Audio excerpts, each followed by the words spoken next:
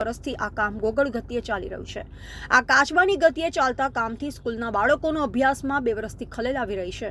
જ્યારે ગામના જાગૃત દ્વારા આ શાળાના કામ ટેન્ડરની કોપી અગાઉના આચાર્ય અલકાબેન પાસે તથા હાલના આચાર્ય પારુલબેન પાસે રૂબરૂ લિખિત અને મૌખિક માંગણીઓ કરેલ છતાંય આ શાળાનું કામ કરતા સુનિલભાઈ કોન્ટ્રાક્ટર અને જીતુભાઈ ગઢવીને આ બંને કોન્ટ્રાક્ટરને આચાર્ય તથા અરજદારે વાત કરવા છતાંય આ કટકીબાજ કોન્ટ્રાક્ટરો 1 વર્ષથી આ શાળામાં ટેન્ડરની કોપી આપતા નથી। આ ગામની જાગૃત એસએમસી સમિતિના સભ્યો આ ટેન્ડરના લાખો રૂપિયાની ગ્રાન્ટથી જાણ છે કે અજાણ।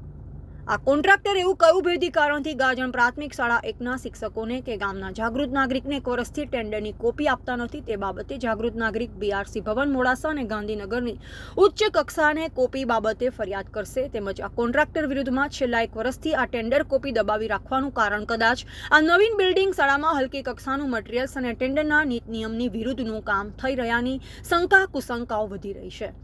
આ કોન્ટ્રાક્ટર 1 વર્ષથી ટેન્ડરની કોપી દબાવી રાખી બોગસ કામ તો નથી કરી રહ્યા। આ કામની ગુણવત્તા બાબતે તપાસનો વિષય છે, જે બાબતે ઉચ્ચ કક્ષાએથી લાગતા તંત્ર ગાંધીનગર દ્વારા સત્વરે તપાસ થાય તેવી જાગૃત નાગરિકની ફરિયાદ છે। રિપોર્ટર જવાનસિંહ ઠાકોર, અરવલ્લી।